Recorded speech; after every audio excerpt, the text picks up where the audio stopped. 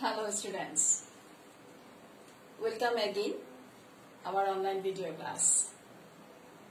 I am your Mahmuda Madam, English Department, Sheikh Abdullah Mullah, School and College.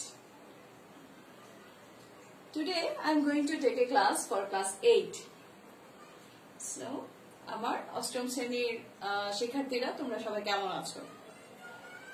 আশা করছি এবং pray করছি যে তোমরা সবাই ভালো আছো, সুস্থ আছো, বাসায় আছো। স্টুডেন্টস, আমাদের এই অনলাইন ভিডিও ক্লাসটি অর্গানাইজ করেছে the authority of Sheikh Abdullah Molla school and college. So let's start our class.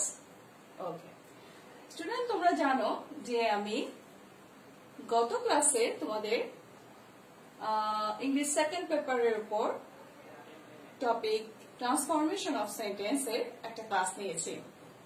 সেটা ছিল ট্রান্সফরমেশন অফ সেন্টেন্স এর পার্ট 1, অর্থাৎ affirmative two negative.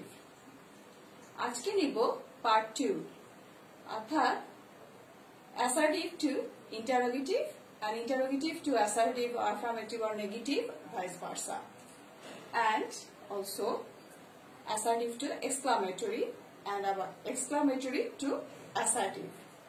Okay students, আচ্ছা চলো আমরা ক্লাস শুরু করি। স্টুডেন্টস, তোমরা একটু বোর্ডে খেয়াল করো, এখানে দেখতে পাচ্ছ ট্রান্সফরমেশন অফ সেন্টেন্স অথবা এটাকে চেঞ্জিং সেন্টেন্স বলা যায়। সো আজকে আমরা শিখবো কিভাবে বিবৃতিমূলক বাক্য থেকে অর্থাৎ অ্যাসার্টিভ সেন্টেন্স থেকে কিভাবে ইন্টারোগেটিভ সেন্টেন্স তৈরি করা যায়। আচ্ছা স্টুডেন্টস, আমাদের অবশ্যই খেয়াল রাখতে হবে আমাদের অর্থের পরিবর্তন যেন না হয়। আচ্ছা স্টুডেন্টস, খেয়াল করে দেখো অ্যাসার্টিভ টু ইন্টারোগেটিভ। অ্যাসার্টিভ থেকে ইন্টারোগেটিভ করার একটা আমি কতগুলো রুলসে সাজিয়েছি। বেসিক্যালি রুলস অনুযায়ী যদি সাজালে তাহলে তোমাদের মাথায় থাকবে এবং তোমরা সহজে বুঝতে পারবে। তাহলে তোমরা রুলস গুলো একটু দেখে নাও বা বুঝে নাও। একদম প্রথম যে রুলসটা হচ্ছে সেটা হচ্ছে অক্সিলারি ভার্বের সাথে নট বসিয়ে ইন্টারোগেটিভ করা। স্টুডেন্টস, আগে আমরা একটু বুঝে নিই। আমরা প্রথম রুলে যাব, রুল নাম্বার 1, স্ট্রাকচারে যাব, সবকিছু করবো। তার আগে আমরা একটু বুঝে নিই অ্যাসার্টিভ সেন্টেন্স বা বিবৃতিমূলক বাক্য সাধারণত দুই ধরনের, এক হচ্ছে অ্যাফার্মেটিভ সেন্টেন্স আর একটা হচ্ছে নেগেটিভ সেন্টেন্স।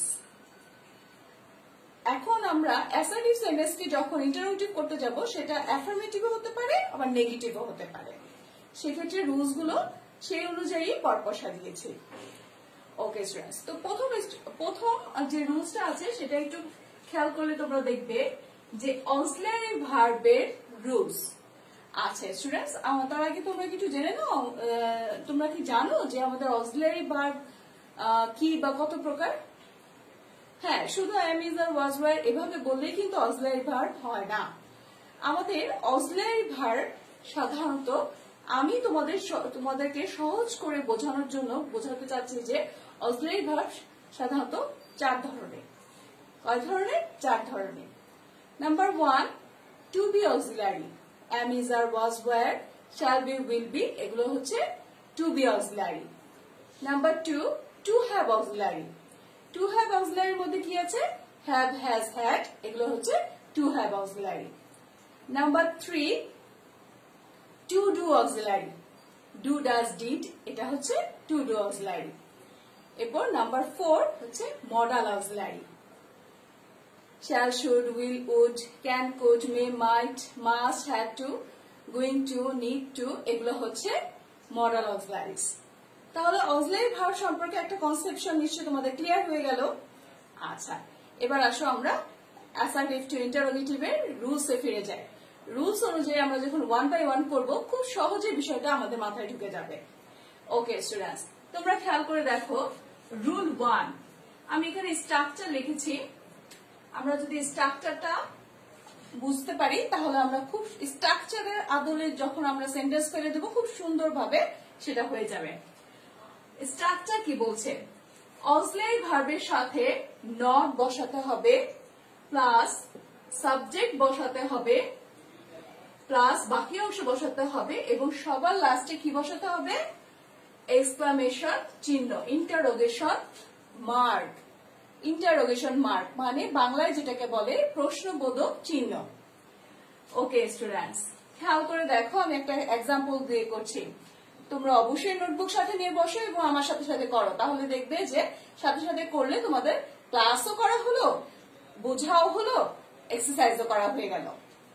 আচ্ছা, এখানে দেখো আমি একটা অ্যাফার্মেটিভ সেন্টেন্স লিখেছি। He is absent from the meeting.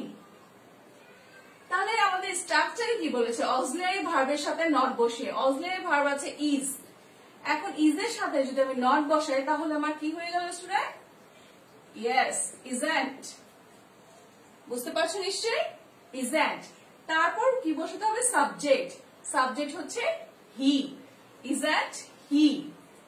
বাকি অংশ এরপর বসাবো ইজন্ট হি, বাকি অংশ হচ্ছে absent from the meeting. Isn't he absent from the meeting, এবং সবার লাস্টে কি বসাতে হবে? Interrogation mark, question mark. হয়ে গেল? তাহলে দেখো কি হয়ে গেল? Isn't he absent from the meeting. সুন্দরভাবে অ্যাসার্টিভ থেকে ইন্টারোগেটিভ হয়ে গেল। এরপরে আসো আরেকটা এক্সারসাইজ করি। I was sincere to my duties. এখানে ওয়াজ হচ্ছে আমার অক্সিলারি ভার্ব, তাহলে আমি অক্সিলারি ভার্বের সাথে যদি নট বসাই তাহলে কি হবে স্টুডেন্ট? আমার সাথে করে ফেলো তোমরা। ওয়াজেন্ট। কি হবে? Wasn't. Wasn't I sincere to my duties, interrogation mark চিহ্ন। হয়ে গেল? তাহলে কি হলো? Wasn't I sincere to my duties হয়ে গেল। আরেকটা এক্সারসাইজ করি। We can do the work. Can হচ্ছে মডাল অক্সিলারিজ, তাহলে আমরা কি করব? মডাল অক্সিলারিজ এর সাথে নট যোগ করব, তাহলে হয়ে যাবে কান্ট। তারপর সাবজেক্ট বসাবো কান্ট উই, বাকি অংশ বসাবো ডু দ্য ওয়ার্ক এবং ইন্টারোগেশন মার্ক। তাহলে হয়ে গেল can't we do the work. কঠিন লাগছে স্টুডেন্টস? বোঝা হয়ে গেল না খুব সহজে? তাহলে প্রথম রুলসটা আমরা শিখলাম যে অক্সিলারি ভার্বের সাথে নট বসিয়ে আমাদের ইন্টারোগেশন মার্ক দিয়ে ইন্টারোগেটিভ করতে হয়। আচ্ছা, এবার আসো আমরা 2 নাম্বার রুলসে যাই।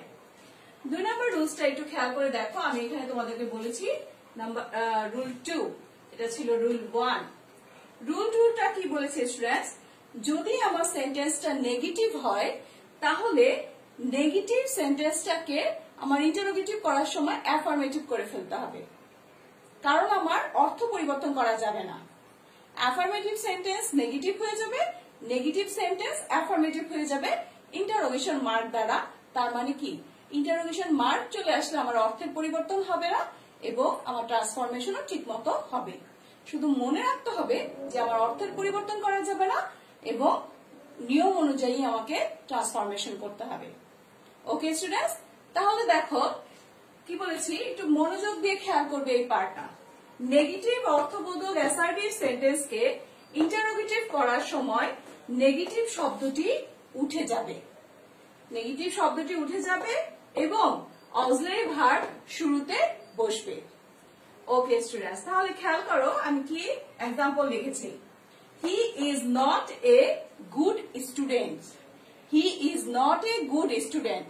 তার মানে কি বলেছে? নিয়মে বলেছে যে নেগেটিভ যে অর্থবোধক যে অ্যাসার্টিভ সেন্টেন্সটা থাকবে সেই নেগেটিভ শব্দটা উঠে যাবে। এখানে নেগেটিভ শব্দ হচ্ছে ইজ নট। তার মানে কি?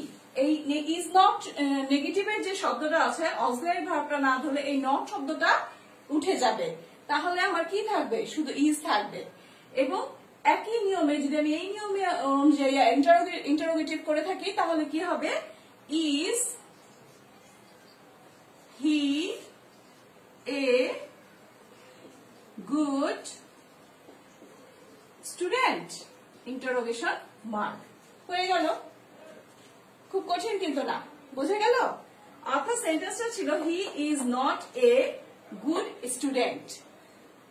তাহলে এটাকে যখন আমরা ইন্টারোগেটিভ করলাম তাহলে হয়ে গেল is he a good student. খুব কঠিন লাগছে? মোটেও না, খুব সহজ বিষয়। আচ্ছা, এবার আসো আমরা রুল নাম্বার 3 তে যাই। যদি দেখো যে অক্সিলারি ভার্ব নাই তখন কি করবে? মোটেও চিন্তার কিছু নাই, আমাদের গ্রামার রুলসে আছে যদি অক্সিলারি ভার্ব না থাকে তখন আমরা কার সাহায্য নিব? ডু ডাজ ডিড এর সাহায্য। তাহলে স্টুডেন্ট খেয়াল করে দেখো, ডু ডাজ ডিডও এক ধরনের অক্সিলারি ভার্ব। টেন্স অনুযায়ী ডু ডাজ অথবা ডিড। যদি প্রেজেন্ট টেন্স হয় তাহলে ডু অথবা ডাজ, আর যদি পাস্ট টেন্স হয় তাহলে ডিড। তাহলে স্টুডেন্টস দেখো, আসো আমরা রুলটা একটু খেয়াল করি, আমরা রুলটা একটু পড়ি বা খেয়াল করি তাহলে বুঝতে পারবো। এখানে দেখো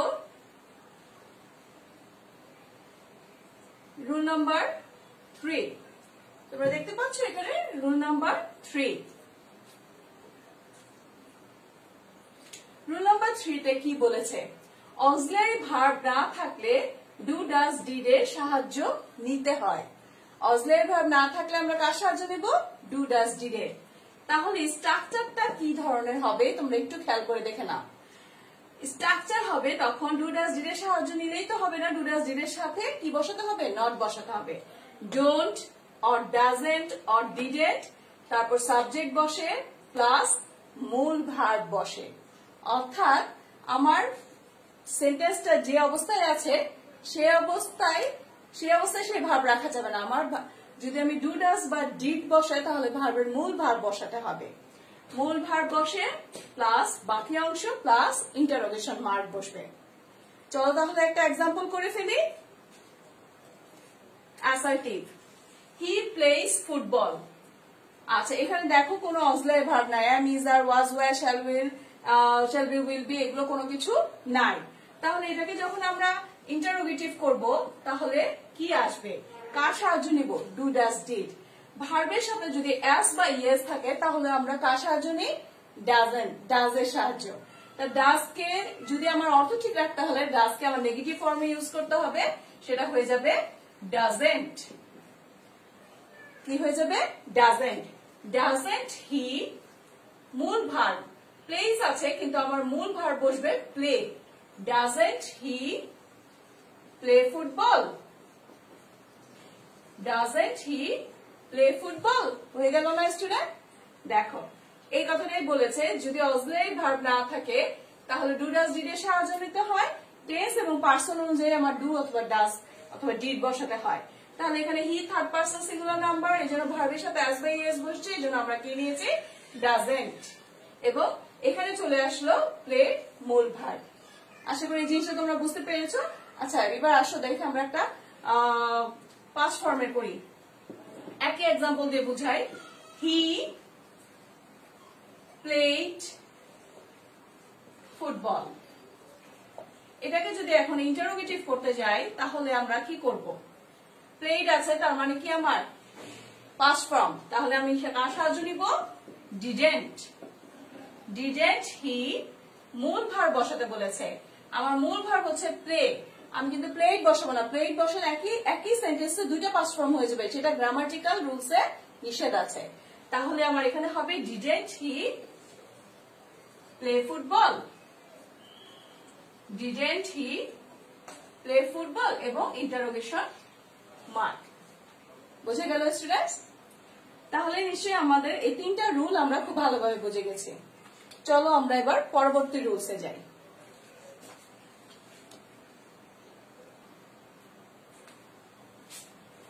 ওকে স্টুডেন্টস, এবার আসো আমরা রুল নাম্বার 4 এ যাই।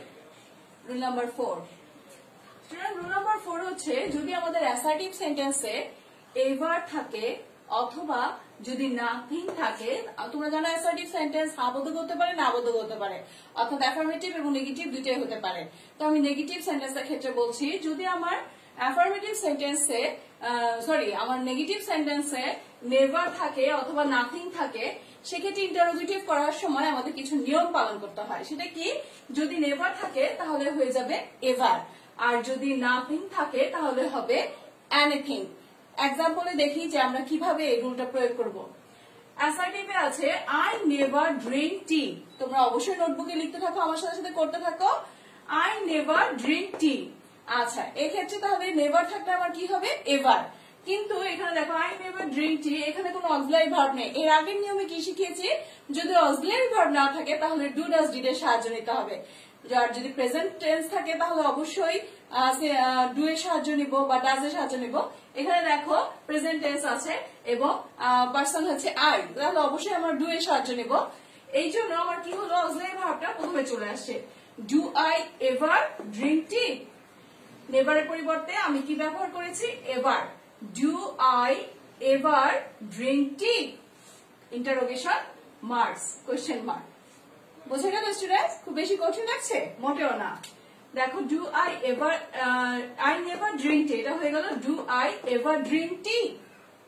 আচ্ছা, আরেকটা এক্সাম্পল আছে, সেটা দেখে তোমাদের সাথে আমিও করি, তোমরাও করো। There was nothing to do. There was nothing to do. যদি এটা আমরা করি তাহলে দেখো আমার ওয়াজ আছে, ওয়াজকে আমি অক্সিলারি সামনে নিয়ে আসবো। ওয়াজ দেয়ার, নাথিং এর জায়গায় আমার কি হবে স্টুডেন্ট? এনিথিং হবে। Was there anything to do? Was there anything to do এবং interrogation marks. Was there anything to do? বুঝে গেল? যদি নেভার থাকে তাহলে হবে এভার, যদি নাথিং থাকে তাহলে হবে এনিথিং। ওকে, আসলে আমরা পরের রুলসে যাই। এর পরের রুলসটা হচ্ছে রুল নাম্বার 5। রুল নাম্বার 5টা কি? রুল নাম্বার 5টা খুব গুরুত্বপূর্ণ একটা রুলস, একটু ভালো করে বুঝবে এবং চেষ্টা করবে করতে। যদি আমার অ্যাফার্মেটিভ অ্যাসার্টিভ সেন্টেন্সে এভরিবডি, এভরিওয়ান থাকে, খেয়াল করে দেখো স্টুডেন্ট, আমি এখানে কয়েকটা রুলস লিখেছি। যদি আমার অ্যাফার্মেটিভ সেন্টেন্সে এভরিবডি বা এভরিওয়ান থাকে তাহলে আমার ইন্টারোগেটিভ করার সময় তখন হবে হু ডাজ নট। কি হবে? হু ডাজ নট, যদি এভরিবডি বা এভরিওয়ান থাকে। এরপরে দেখো যদি আমার অ্যাফার্মেটিভ সেন্টেন্সে বা অ্যাসার্টিভ সেন্টেন্সে অল থাকে তাহলে হবে হু ডু নট। কি হবে? অল থাকলে হবে হু ডু নট। যদি আমার অ্যাসার্টিভ সেন্টেন্সে নোবডি, নো ওয়ান বা নাম থাকে তখন কি হবে? শুধু হু প্লাস ইন্টারোগেশন মার্ক। কি হবে? কখন শুধু হু হবে? যখন আমার নোবডি থাকবে, নো ওয়ান থাকবে অথবা নাম থাকবে তখন আমার কি হবে? তখন ইন্টারোগেটিভ করার সময় আমার হবে হু প্লাস ইন্টারোগেশন মার্ক। আচ্ছা, তাহলে এই জিনিসটা আমরা একটু বুঝে নেই এক্সাম্পলের মাধ্যমে কিভাবে হবে। যেমন প্রথম যে জিনিসটা বলেছি, এভরিবডি থাকলে বা এভরিওয়ান থাকলে আমার হবে হু ডাজ নট। তাহলে দেখো স্টুডেন্ট, তোমরাও আমার সাথে সাথে করো, আমিও করছি। আমার এক্সাম্পলটা হচ্ছে everybody wishes to be happy. তাহলে দেখো এভরিবডির পরিবর্তে আমরা কি লিখবো? Who does not. Who does not. কি লিখলাম? Who does not. এভরিবডির পরিবর্তে who does not. Who does not. এরপরে আমার বাকি অংশ আমি উইশেস থেকে আমি কি লিখবো? উইশ লিখব, কারণ এই ইএসটা এই ডাজ এর সাথে কাটাকাটি হয়ে গেছে। তাহলে হু does not wish to be happy. হয়ে গেল না স্টুডেন্টস? খুব কঠিন লাগছে? মোটেও না। Interrogation marks. Everybody wishes to be happy, এটা হয়ে গেল। এভরিবডির পরিবর্তে হু ডাজ নট, তারপর উইশেসের পরিবর্তে উইশ, আর বাকি অংশ to be happy plus interrogation mark. Okay, এরপরে দেখো আরেকটা এক্সাম্পল রেখেছি এভরিওয়ান দিয়ে। Everyone hates a liar. তাহলে দেখো এভরিওয়ান বা এভরিবডি হোক, এর পরিবর্তে আমার কি হবে? Who does not. তাহলে হবে হু ডাজ নট হেটস আছে, এর পরিবর্তে হবে hate. Who does not hate a liar. Interrogation marks. অর্থাৎ কে মিথ্যাবাদীকে ভালোবাসে না? সবাই ভালোবাসে। তার মানে আমার অর্থ পরিবর্তন হলো না, ইন্টারোগেটিভও করা হলো অ্যাসার্টিভ থেকে, আমার ট্রান্সফরমেশন ঠিকভাবে হলো, নিয়ম অনুযায়ী হলো। আশা করি এটা তোমরা বুঝতে পেরেছ। আচ্ছা, এটা আমরা বুঝতে পেরেছি, ঠিক আছে। কিন্তু এই এভরিবডি বা এভরিওয়ানের আমার আরেকটা অথবা আছে বা অর আছে, এই জিনিসটা আমরা একটু বুঝবো। নোবডিটা বুঝে নেই তারপরে। ওকে স্টুডেন্ট, দেখো যদি নোবডি, নো ওয়ান বা নাম থাকে তাহলে শুধু হু বসবে আর কোশ্চেন মার্ক বসবে। তাহলে খেয়াল করে দেখো যে আমার এক্সাম্পলটা কি আছে। Nobody can do this. Nobody থাকলে স্টুডেন্ট কি খেয়াল করতে হবে, নোবডি থাকলে তখন আর হু ডাজ নট না, তখন হবে শুধু হু। কি হবে, হু। তাহলে নোবডির পরিবর্তে হবে হু। হু আর বাকি অংশ, হু ক্যান ডু দিস এবং ইন্টারোগেশন মার্ক হয়ে গেল। নোবডি না নো ওয়ান থাকলে কি দিতে হবে ইন্টারোগেটিভের বেলায়, শুধু হু। আর এভরিবডি, এভরিওয়ান, অল এগুলোর ক্ষেত্রে হবে হু ডাজ নট। এই জিনিসটা খেয়াল রাখতে হবে। এরপরে দেখো আরেকটা এক্সাম্পল আছে, এটাও আমার সাথে সাথে তোমরা করে ফেলো। No one trust a liar. তাহলে নো ওয়ান এর পরিবর্তে আমার কি আসবে, who. Who trust a liar, who trust a liar এবং ইন্টারোগেশন মার্ক হয়ে গেল আমার ইন্টারোগেটিভ। খুব কঠিন লাগছে? মোটেও না। আচ্ছা, এবার আসো, আমি যে বলেছিলাম একটা ব্যতিক্রম আছে। কিসের ব্যতিক্রম বলেছিলাম? এভরিবডি বা এভরিওয়ান এর একটা ব্যতিক্রম আছে। সেই ব্যতিক্রমের রুলসটা আমরা একটু শিখি, একটু মনোযোগ দিই। তাহলে ব্যতিক্রমের রুলসটা কি স্টুডেন্ট? তোমরা যদি একটু খেয়াল করে দেখো, আমি এখানে অল লিখেছি, একটু খেয়াল করলে দেখবে যে এই জিনিসটা বুঝতে পারবা। অর্থাৎ এভরিবডি বা এভরিওয়ান এর সাথে আমাদের একটু আগে আমরা যে রুলসটা শিখলাম সেটা হচ্ছে এভরিবডি বা এভরিওয়ান যদি থাকে তাহলে আমরা হু ডাজ নট দিয়ে ইন্টারোগেটিভ করব। কিন্তু এভরির সাথে যদি বডি বা ওয়ান না থাকে, সে জায়গায় যদি কোনো নাউন থাকে, তখন কি করব?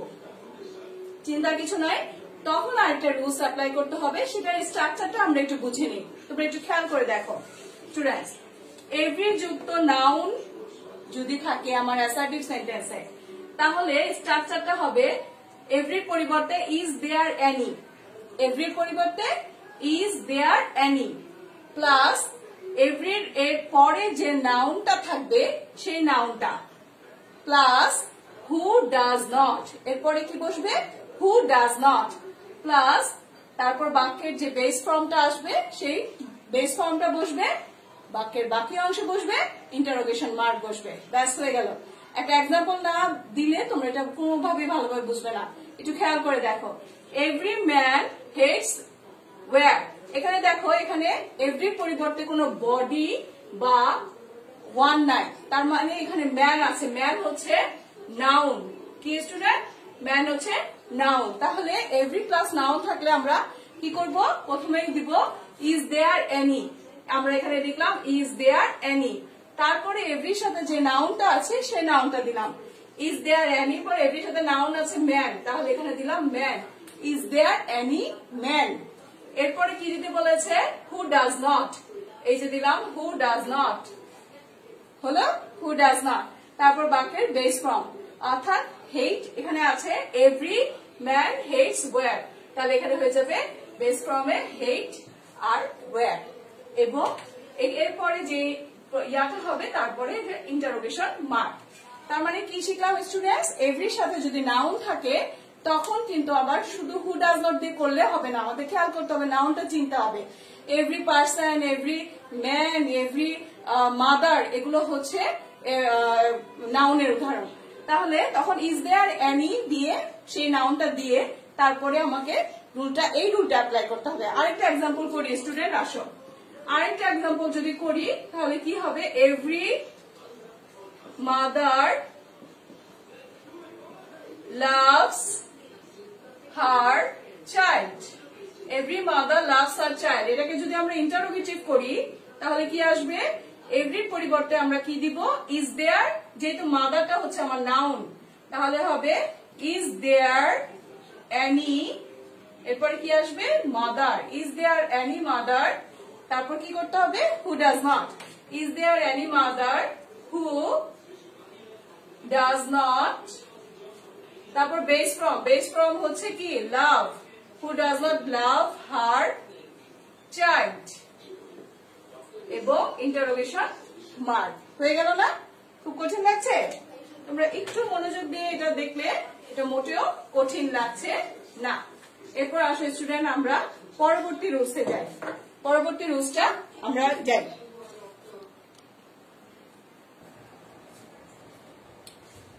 ওকে স্টুডেন্ট, এবার আসো আমরা তারপরে রুলসটা করি। আর একটা রুলসই আছে যা দিয়ে আমরা অ্যাসার্টিভ সেন্টেন্স কে ইন্টারোগেটিভ করতে পারি। একটু মনোযোগ দিয়ে এই রুলসটা একটু খেয়াল করে দেখো।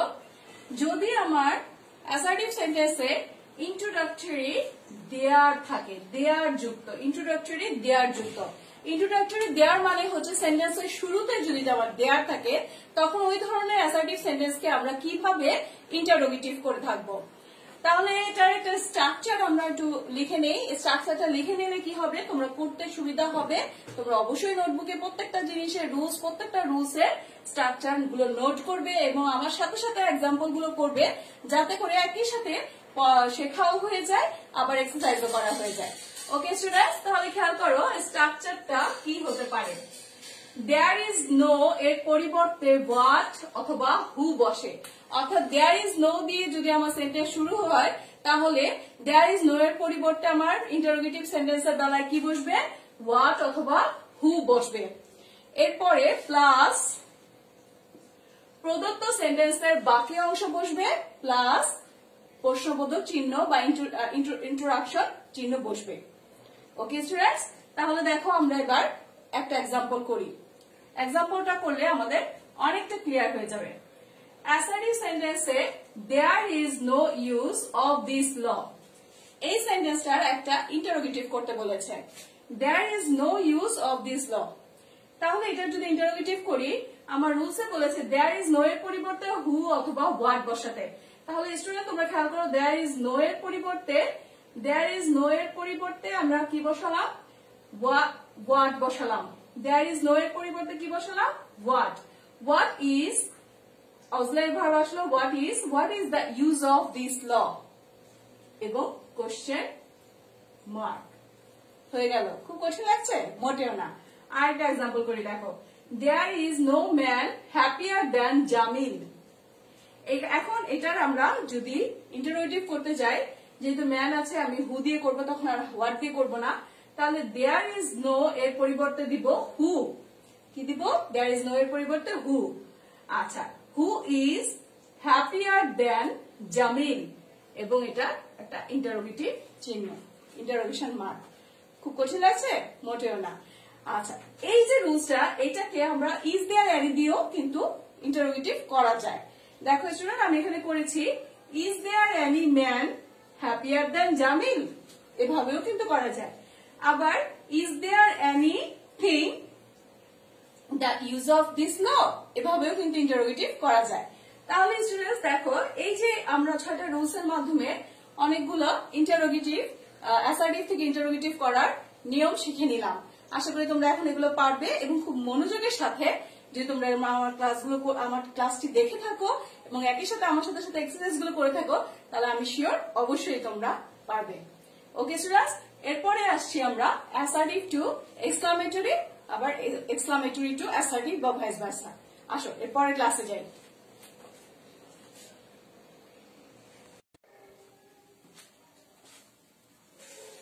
ওকে স্টুডেন্টস, এবার আমরা কোনটা শিখবো? এবার আমরা শিখবো assertive two exclamatory, assertive two exclamatory, আবার এক্সক্লামেটরি টু অ্যাসার্টিভ বা ভাইস ভার্সা। ওকে স্টুডেন্টস, খেয়াল করে দেখো, অ্যাসার্টিভ টু এক্সক্লামেটরি, অ্যাসার্টিভ হচ্ছে বিবৃতিমূলক বাক্য, এক্সক্লামেটরি হচ্ছে বিস্ময়সূচক বাক্য। বিবৃতিমূলক বাক্যকে কিভাবে বিস্ময়সূচক বাক্যে পরিণত করা যায় সেটারও বেশ কিছু কয়েকটা রুলস আছে। রুলস অনুযায়ী আমরা যদি অ্যাপ্লাই করি তাহলে দেখবা যে আমাদের ট্রান্সফরমেশন করাটা পারফেক্ট হবে এবং আমরা নাম্বার মিস করবো না, নাম্বার ভালোভাবে পেয়ে যাব। ওকে স্টুডেন্টস, তাহলে আসো আমরা অ্যাসার্টিভ টু এক্সক্লামেটরি করে থাকি। তার মধ্যে রুল নাম্বার 1 যেটা, সেটা হচ্ছে এখানে দেখো স্টুডেন্ট, আমি রুল নাম্বার 1 করেছি। স্ট্রাকচারটা আগে লিখেছি কারণ তোমরা তো ছোট মানুষ, তোমরা স্ট্রাকচারটা যদি ভালোভাবে বুঝে ফেলো তাহলে দেখবা যে এটা তোমাদের ট্রান্সফরমেশন করতে মোটেও কষ্ট হবে না। তাহলে দেখো রুল নাম্বার 1 এর স্ট্রাকচারটা কি আসে, যদি আমার এ বা এন থাকে, অ্যাসার্টিভ সেন্টেন্সে যদি এ বা এন থাকে, তারপরে প্লাস ভেরি বা গ্রেট থাকে, এ বা এন এর সাথে যদি ভেরি বা গ্রেট থাকে, সেক্ষেত্রে আমার ইন্টারোগেটিভ করতে হবে হোয়াট এ বা এন প্লাস শেষ অংশ। শেষ অংশ মানে হচ্ছে শেষ অংশ বলা যায়, আবার এটাকে অ্যাডজেক্টিভও বলা যায়, অর্থাৎ এখানে অ্যাডজেক্টিভ প্লাস বিশেষসূচক চিহ্ন। ওকে স্টুডেন্টস, তাহলে ব্যাপারটা একটু খেয়াল করে দেখো, বুঝো। This is a very shining picture, এটা খুবই উজ্জ্বল একটা ছবি। This is a very shining picture. তাহলে এক্ষেত্রে আমরা যখন এক্সক্লামেটরি করব তখন প্রথমে কি করব, প্রথমে এ বা এন আনতে হবে আমাকে। এক্সক্লামেটরি করার বেলায় আমাকে কি আনতে হবে, হোয়াট আনতে হবে। যেহেতু এখানে এ আছে, খেয়াল করেছো তোমরা, এ আছে, আর্টিকেল আছে, তাহলে আমি প্রথমেই নিয়ে আসবো কি হোয়াট, যেহেতু এখানে আছে এ, হোয়াট এ, তারপরে শেষ অংশ মানে হচ্ছে শাইনিং পিকচার, অথবা এটাকে অ্যাডজেক্টিভেল বাকি অংশ বলা যায়। তাহলে হোয়াট এ শাইনিং পিকচার প্রথম অংশ। শেষ অংশ আসার পরে কি আসবে স্টুডেন্ট, এখানে আসবে, তারপরে আসবে প্রথম অংশ। তাহলে দেখো প্রথম অংশটা কি, দিস। তাহলে what a shining picture this is, এবং সবার শেষে কি আসবে, বিস্ময়সূচক চিহ্ন, এক্সক্লামেশন চিহ্ন। তাহলে স্টুডেন্টস তোমরা জানো একটা অ্যাসার্টিভ বা বিবৃতিমূলক বাক্যকে আমরা কিভাবে পরিবর্তন করে ফেললাম একটা বিস্ময়সূচক বাক্য হিসেবে, এক্সক্লামেটরি সেন্টেন্সে। আমি আরেকবার বলছি, একটু খেয়াল করে দেখো, this is a very shining picture. তাহলে এই যে এ আছে, আর্টিকেল আছে, আর্টিকেল যুক্ত কোনো সেন্টেন্স থাকলে, অ্যাসার্টিভ সেন্টেন্স থাকলে সেক্ষেত্রে আমাদের এক্সক্লামেটরি করতে হয় কি দিয়ে, ওয়ার্ড দিয়ে। কি দিয়ে, ওয়ার্ড দিয়ে। তাহলে what a shining picture this is, এবং এক্সক্লামেশন চিহ্ন হয়ে গেল না? ওকে, তাহলে এরপরে আমরা পরবর্তী রুলসটায় আসি।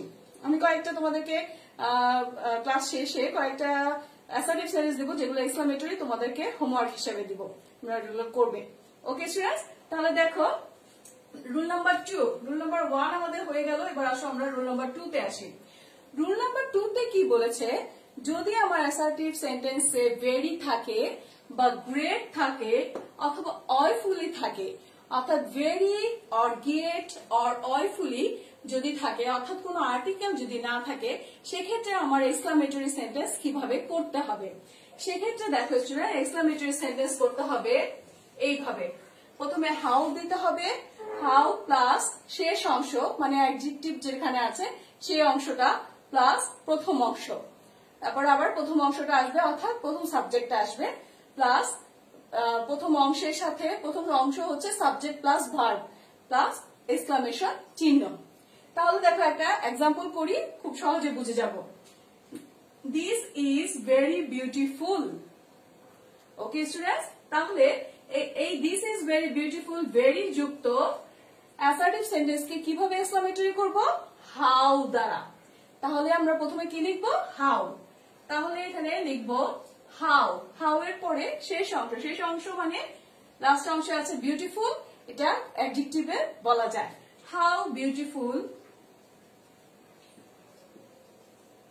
তারপর আসবে প্রথম অংশ কি, দিস, এবং এরপরে ভার্ব আছে ইজ। তাহলে হাউ বিউটিফুল দিস ইজ, এবং সবার শেষে এক্সক্লামেশন চিহ্ন। হয়ে গেল না? খুব সহজ লাগছে না? মোটেও কঠিন না, যদি একটু মনোযোগ দিয়ে বুঝো তাহলে হবে। আরেকবার বুঝাচ্ছি, দেখো দিস ইজ ভেরি বিউটিফুল, এরকম অ্যাসার্টিভ সেন্টেন্স থেকে যদি আমরা এক্সক্লামেটরি সেন্টেন্সে পরিবর্তন করি তাহলে হয়ে যাবে how beautiful this is. Okay students, হয়ে গেল। আরেকটা এক্সাম্পল রেখেছি তোমাদের জন্য অয়ফুলি দিয়ে। দেখো, মাই nail increases অয়ফুলি fast. My nail increases ওয়াইফুলি fast. এখন দেখো অয়ফুলি আছে, কাজে আমি এটা কি দিয়ে করব, হাউ দিয়ে করব।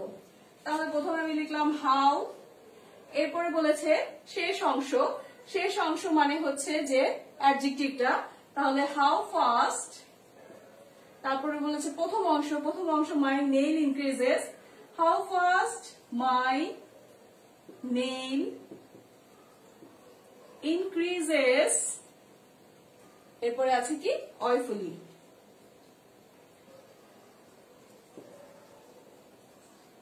এবং বিস্ময়সূচক চিহ্ন। খুব কঠিন লাগছে? মোটেও না, খুব সহজ। আরেকবার বোঝাচ্ছি, my nail increases joyfully fast. Structure অনুযায়ী যদি আমরা বসাই তাহলে আমরা কিভাবে করব, প্রথমে আমাদের কি বসাতে হবে, হাউ বসাতে হবে। এই হাউ বসালাম, তারপর শেষ অংশ অথবা অ্যাডজেক্টিভটা বসাতে হবে, সেটা কি? ফাস্ট। শেষ অংশ বা অ্যাডজেক্টিভ ফাস্ট। হাউ ফাস্ট, তারপরে প্রথম অংশ আছে মাই নেইল ইনক্রিজেস অয়ফুলি, ব্যাস মাই নেইল ইনক্রিজেস অয়ফুলি বসিয়ে দিলাম বিস্ময়সূচক চিহ্ন। হয়ে গেল, অ্যাসার্টিভ থেকে আমরা এক্সক্লামেটরি করে ফেললাম। ওকে স্টুডেন্টস, এবার আসো তার পরবর্তী রুলসে যাই। এর পরবর্তী রুলসটা হচ্ছে রুল নাম্বার 3। স্টুডেন্ট কত রুল? Rule number 3। যদি আমার অ্যাসার্টিভ সেন্টেন্সে আই উইশ অথবা আই হোপ থাকে তাহলে সেটা কিভাবে এক্সক্লামেটরি সেন্টেন্স করা যায়? যদি আমার অ্যাসার্টিভ সেন্টেন্সে আই উইশ বা আই হোপ থাকে তাহলে সেটা এক্সক্লামেটরি করতে হবে ইফ দ্বারা। কি দ্বারা? ইফ দ্বারা।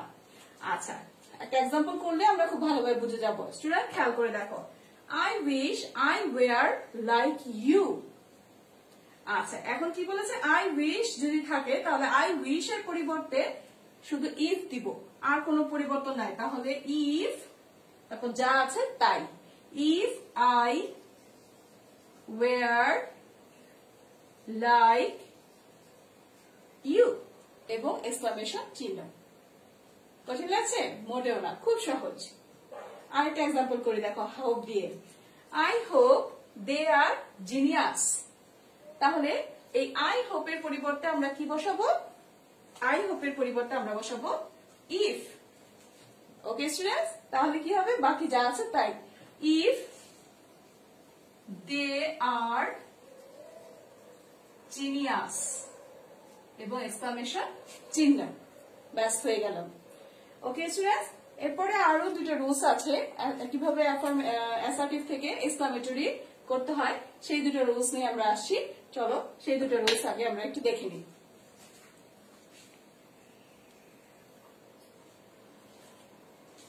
ওকে স্টুডেন্টস, এরপরে আমরা অ্যাসার্টিভ থেকে এক্সক্লামেটরি শেষ রুলসটা একটু দেখবো এবং খুব ভালোভাবে মনোযোগ দিয়ে বুঝবো। কারণ এই নিয়মটা, এইটা যদি বুঝবো, বেশিরভাগ ক্ষেত্রে মনে হয় কি ওই প্রথম যে 1 2 3 রুলসটা শিখেছি সেটা মনে হচ্ছে যে অনেক সহজ, বাট এইটা একটু আমাদের খেয়াল করে দেখতে হবে যাতে করে কোন মিনিংটা বোঝাচ্ছে। সেই মিনিংটা যদি আমরা ঠিক মতো বুঝে যাই তাহলে এই জিনিসটা আমরা সুন্দরভাবে অ্যাসার্টিভ থেকে এক্সক্লামেটরি অথবা এক্সক্লামেটরি থেকে অ্যাসার্টিভ করে ফেলতে পারবো। ওকে স্টুডেন্টস, তাহলে রুলটা একটু খেয়াল করি। যদি আমাদের অ্যাসার্টিভ সেন্টেন্সে প্রথম একটু খেয়াল করো, নাম্বার 1 এ আছে কি, যদি রিজয়েস থাকে অথবা এ ম্যাটার অফ জয় থাকে এবং তার সাথে যদি দ্যাট থাকে, রিজয়েস অথবা ম্যাটার অফ জয় যদি থাকে এবং তার সাথে যদি দ্যাট থাকে তাহলে আমাদের এক্সক্লামেটরি করতে হবে হুররা দিয়ে। এক্সক্লামেটরি কি দিয়ে করতে হবে? হুররা দিয়ে।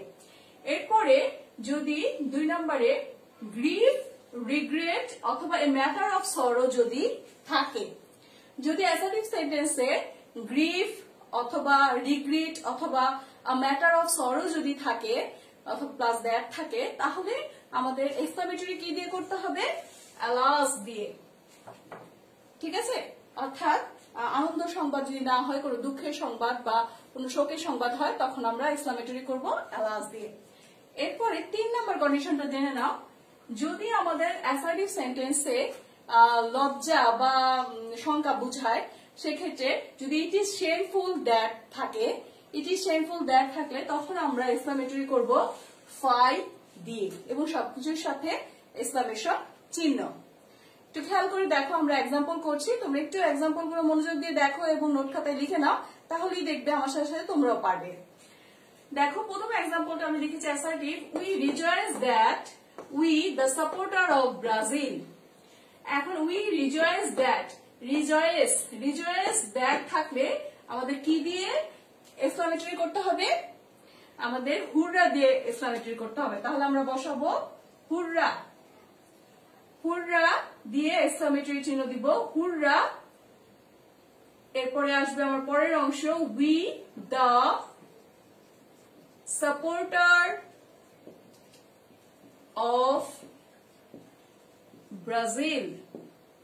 স্টুডেন্ট তোমরা একটু খেয়াল করে দেখো, উই রিজয়েস দ্যাট এর পরিবর্তে আমি লিখেছি হুররা এবং এক্সক্লামেশন চিহ্ন এখানে দিয়েছি।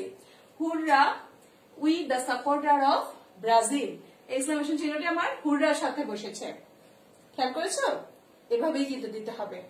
পরের एग्जांपलটা দেখি it is a matter of sorrow that I have lost my wallet it is a matter of sorrow it is a matter of sorrow থাকলে আমরা কি দিব alas তাহলে আমরা এটা করব কি দিয়ে আমার সাথে করে ফেলো তোমরা alas alas এর সাথে সাথেই আমরা এক্সক্লেমেশন চিহ্ন পড়ে যাবে alas এবং that এর পরবর্তী অংশ I have lost my wallet আমি আমার মানি ব্যাগ হারিয়েছি I have lost my wallet হয়ে গেল alas দুঃখের সংবাদ এরপরে আসো it is shameful that থাকবে it is shameful that থাকলে আমাদের ফাই দিয়ে এক্সক্লেমেটরি করতে হবে কি দিয়ে করতে হবে ফাই দিয়ে তাহলে আসবে ফাই এক্সক্লেমেশন চিহ্ন phi you are so sinful that এর পরের অংশ you are so sinful ব্যাস হয়ে গেল তাহলে স্টুডেন্টস তোমরা নিশ্চয়ই বুঝতে পারলা যে কিভাবে আমরা অ্যাসার্টিভ থেকে এক্সক্লেমেটরি সেন্টেন্সে ট্রান্সফর্ম করতে পারি আর এভাবেই আমাদের ট্রান্সফরমেশনে অ্যাসার্টিভ সেন্টেন্স থেকে এক্সক্লেমেটরি সেন্টেন্স অথবা এক্সক্লেমেটরি সেন্টেন্স থেকে অ্যাসার্টিভ সেন্টেন্স হয় ঠিক এই রুলগুলোর উল্টো রুলই হচ্ছে এক্সক্লেমেটরি থেকে অ্যাসার্টিভ করা যেমন তোমার যদি এক্সক্লেমেটরি থাকে fie you are so sinful তখন তোমাকে অ্যাসার্টিভ করতে বলা হয় ইন্ডিকেশনে থাকে যদি অ্যাসার্টিভ করো তাহলে তোমাকে করতে হবে কি দিয়ে it is shameful that you are so sinful same just উল্টোটা আমরা একটু মনোযোগ দিয়ে পড়বো মনোযোগ দিয়ে দেখবো মনোযোগ দিয়ে বুঝতে চেষ্টা করব তাহলেই কিন্তু এই অ্যাসার্টিভ থেকে এক্সক্লেমেটরি রুলস গুলো খুব ভালোভাবে পারবো সো স্টুডেন্টস তোমাদের যে গ্রামার বইটা আছে সেই গ্রামার বইয়ে অনেকগুলো এক্সাম্পল আছে অনেকগুলো এক্সারসাইজ আছে আজকে আমি তোমাদেরকে হোমওয়ার্ক হিসেবে সেই সবগুলো এক্সারসাইজ গুলো করতে দিলাম তোমরা এই লকডাউনে বসে বসে সবগুলো এক্সারসাইজ করবে এবং পারো কিনা সেটা দেখবে এবং যখন আমাদের স্কুল খুলবে অবশ্যই মিসকে দেখাবে ওকে স্টুডেন্টস তাহলে আজকে আমি আর কন্টিনিউ করছি না আমি নেক্সট ক্লাসে আসবো আমি বলেছিলাম যে নেক্সট ক্লাসে আসবো আমি ভয়েস চেঞ্জ নিয়ে কারণ আমাদের ট্রান্সফরমেশনের সেন্টেন্সে অ্যাফার্মেটিভ থেকে নেগেটিভ থেকে অ্যাফার্মেটিভ হয়ে গেছে অ্যাসার্টিভ থেকে ইন্টারোগেটিভ থেকে অ্যাসার্টিভ হয়ে গেছে অ্যাসার্টিভ থেকে এক্সক্লেমেটরি থেকে অ্যাসার্টিভ হয়ে গেছে তাহলে নেক্সট আমাদের রইল কোনটা voice change active to passive আর passive to active okay students পরবর্তী ক্লাসে আমি চেঞ্জিং সেন্টেন্স বা ট্রান্সফরমেশনের ভয়েস ট্রান্সফরমেশন নিয়ে আসবো ওকে স্টুডেন্ট সে পর্যন্ত তোমরা এই এক্সারসাইজ গুলো করে ফেলো এবং খুব মনোযোগ দিয়ে আমার ক্লাসটা বারবার শুনবে হেডফোন লাগিয়ে শুনবে যাতে করে কোনো শব্দ বা কোনো রুলস মিস না যায় okay thank you thanks for watching my video thank you